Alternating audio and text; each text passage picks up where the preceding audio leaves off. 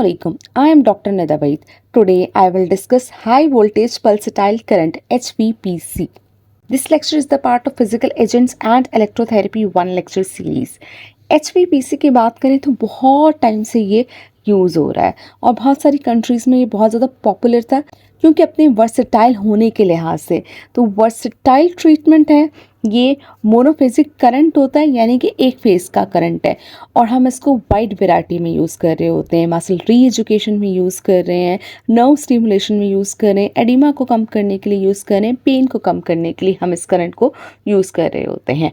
अब अगर इस करंट की डेफिनेशन देखें तो ट्विन पीक वेव फॉर्म होती है, यानी कि दो सिंगल पल्सेस होती हैं और पीक पे जा रही होती है वेव फॉर्म, एकदम से राइज होती है, एकदम से फॉल हो जाती है अपने मैक्सिमम एम्पलीट्यूड तक जाने तक। शॉर्ट फेज ड्यूरेशन है, साथ साथ लॉन्ग पल्स इंटरवल होता है। शॉर्ट फेज ड्यूरेशन इसका 5 से 200 यूएस तक है और लॉन्ग पल्स इंटरवल 9900 यूएस तक है। एम्पलीट्यूड देखें तो 0 to 500 वोल्ट है। मैक्सिमम वोल्टेज अगर हम इसका देखें तो 150 है। पल्स ड्यूरेशन इसको देखें तो 1 से 200 तक के है और यूजुअली हम 1 से 120 हर्ट्ज ले रहे होते हैं। HVPC की वेव फॉर्म देखें तो ये अलाउ करती है अपनी हाई पीक वोल्टेज पे, लेकिन बहुत ज़्यादा एवरेज लो वोल्टेज पे। तो ओवरऑल इसकी अगर हम देखें अमाउंट ऑफ करंट जो हम दे रहे हैं, पेशेंट रिसीव कर रहा है, वो बहुत ज़्यादा लो होता है। ये देख सकते हैं ये मोडालिटी है जिससे हम हाई वोल्टेज पल्सेटाइल करंट यानी HVPC दे रहे होते हैं और ये इसकी पिक्चर में वेव फॉर्म है। अगर आप देखें मोनोफेजिक है, 2 पल्सेस है, अपने पीक पे जाती हैं, राइज होती हैं, सडनली फॉल हो रही होती हैं।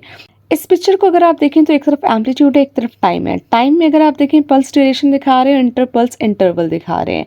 अब अगर हम देखें इसमें जो हाई होता है हाई वोल्टेज करंट पे वो 500 वोल्ट होता है, लेकिन अगर हम एवरेज अमाउंट ऑफ करंट देखें तो वो बहुत ज़्यादा कम होता है।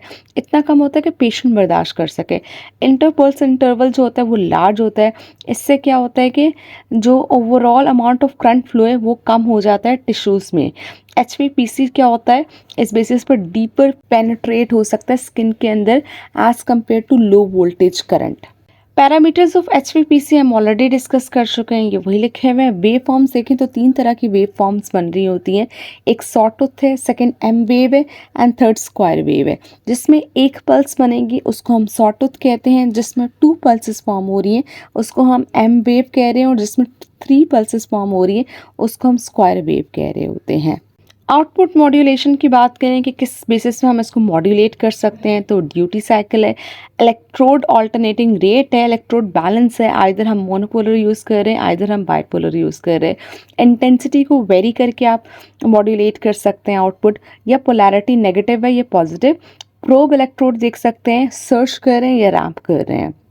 ट्रीटमेंट ड्यूरेशन की बात करें तो 15 से 30 मिनट्स तक आप इसको दे रहे होते हैं और आप इसको दिन में भी कई दफ़ा रिपीट कर सकते हैं, यानी सेफ है, बार बार देने में इसको मसला नहीं है।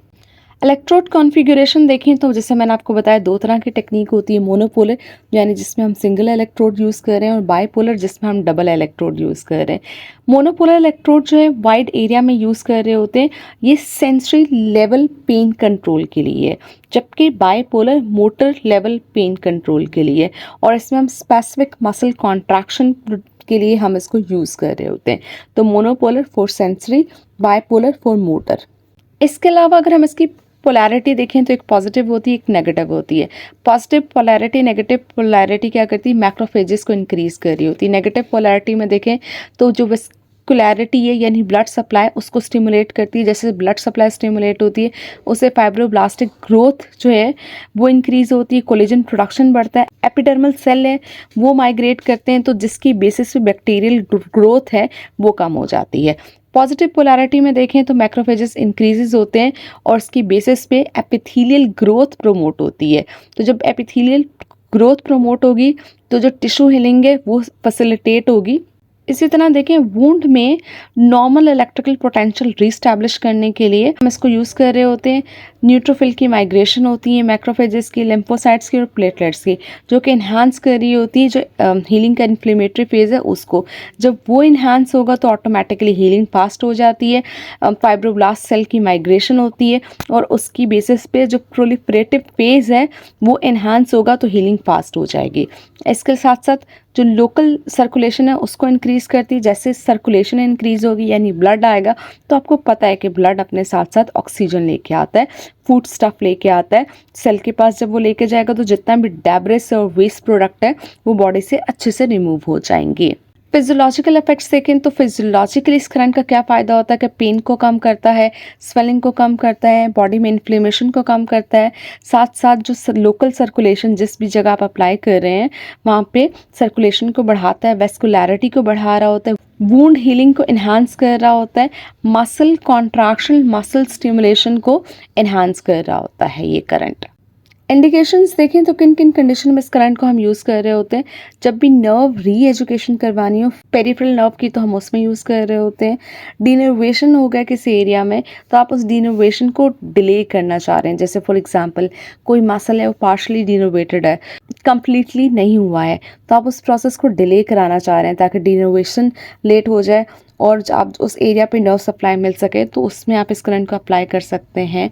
अगर किसी बेसिस पे डिस्यूज एट्रोफी हो गई है तो उस एरिया में आप मसल कॉन्ट्रैक्शन स्टिमुलेट करते हैं तो डिस्यूज एट्रोफी से वो एरिया बच जाता है। या कोई भी ट्रॉमा हो गया उसके बाद जो है अगर एडिमा है तो उसको कम करने के लिए इस करंट को आप यूज़ कर रहे होते हैं।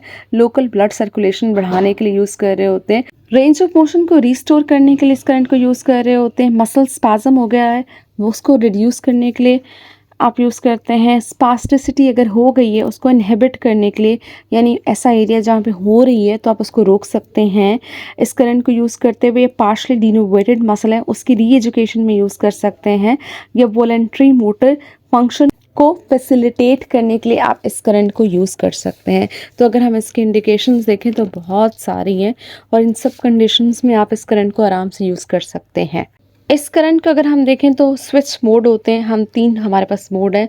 एक है कंटिन्यूस मोड, एक है रेसिप्रोकेट मोड, एक है सर्ज मोड। कंटिन्यूस मोड में हम ट्विन पल्सेस को ट्रेन करते हैं, कंटिन्यूसली डिलीवर कर रहे होते हैं। रेसिप्रोकेट में ऑल्टरनेट एप्लीकेशन होती है पल्सेस की एक और एक दूसरे के ऊपर। अगर इसका मतलब ये नहीं है कि रिवर्स डायरेक्शन में है। सर्च मोड में हम देखें तो जो पल्सेस की इंटेंसिटी है वो ग्रेजुअली इंक्रीज कर रहे होते हैं। तो ये तीन हमारे पास मोड है। अब हम इसके यूजेस देख लेते हैं। वुंड हीलिंग के लिए, मसल स्टिमुलेशन के लिए, एडिमा को कम करने के लिए, मसल स्पैज्म की रिडक्शन के लिए, पेन मॉड्यूलेशन के लिए इस करंट को हम यूज़ कर रहे होते हैं। वन बाय वन करके हम इसको डिस्कस कर लेते हैं। वुंड हीलिंग देखें तो वुंड हीलिंग प्रमोट होती है अगर किसी एरिया में वूंड हो गया है, जैसे अल्सर्स है तो अल्सर्स या वूंड हो गए तो उसको हील करने के लिए इस करंट को यूज़ कर रहे होते हैं। क्या होता है कि फाइब्रोब्लास्ट होते हैं वो इंड्यूस होते हैं जिसकी बेसिस पर डीएनए रेट इंक्रीज होता है, प्रोटीन सिंथेसिस होती है और हीलिंग प्रमोट होती है। इसमें देखिए नेगेटिव पोलैरिटी हेल्प कर रही होती है ब्लड क्लॉट को डिसॉल्व करने में और जो इन्फ्लेमेटरी बायो प्रोडक्ट हैं वो इंक्रीज होते हैं जिसकी बेसिस पर टिश्यू हीलिंग प्रमोट हो रही होती है। डी और ई पिक्चर को देखें तो HVPC के 25 ट्रीटमेंट के बाद है। एक 8.9 वीक की पिक्चर है और दूसरी 12.6 वीक की पिक्चर है। मसल स्टिमुलेशन के लिए हम इस करंट को यूज़ कर रहे होते हैं। जो भी इनरवेटेड मसल है वहाँ पे जब हम इस करंट को अप्लाई करते हैं तो पल्सेस बहुत ज़्यादा शॉर्ट होती है, इंटेंसिटी हाई होती है जिसकी बेसिस से मोटर स्टिमुलेशन होती है और वहाँ पे पेन भी नहीं होगा।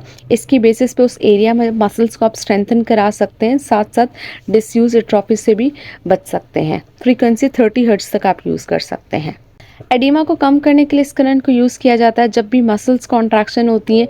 अगर वो रिथमिकली हो तो उसकी बेसिस पे जो है पंपिंग इफेक्ट आता है, ब्लड फ्लो इंक्रीज होता है टिश्यू में, मसल्स में। उसकी बेसिस पे एडिमा में ड्रेनेज प्रॉपर हो पाता है, ऑटोनॉमिक नर्वस सिस्टम एक्टिवेट होता है, लोकल वेजोडाइलेशन होती है जिसकी बेसिस पे फ्लूइड एक्सचेंज होता है और उसकी बेसिस पे एडिमा रिड्यूस हो जाता है।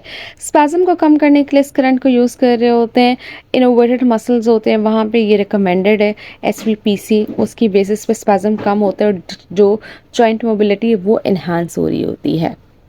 पेन मॉड्यूलेशन के लिए हम इस करंट को यूज़ करते हैं। पेन मॉड्यूलेशन के लिए आप पेन गेट थ्योरी वाला मैकेनिज्म आप पढ़ चुके हैं, तो उसके ज़रिए से और ऑपोइड मैकेनिज्म के ज़रिए पेन कम कर रहा होता है।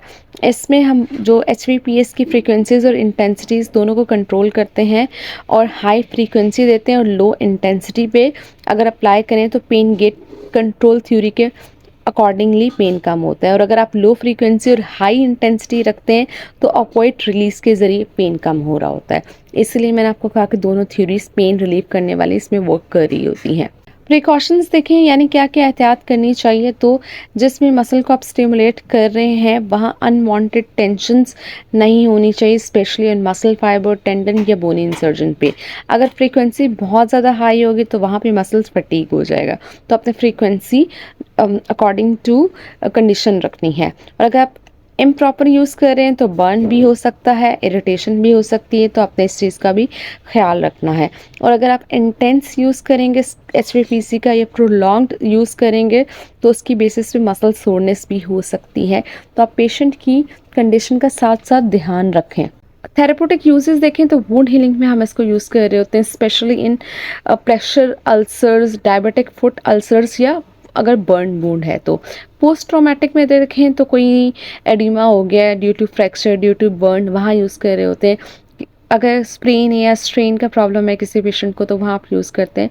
या कोई मस्कुलोस्केलेटल कंडीशन है, जैसे किसी पेशेंट को क्रॉनिक लो बैक पेन है तो वहाँ HVPC यूज़ कर सकते हैं, बहुत बेनिफिशियल रहेगा।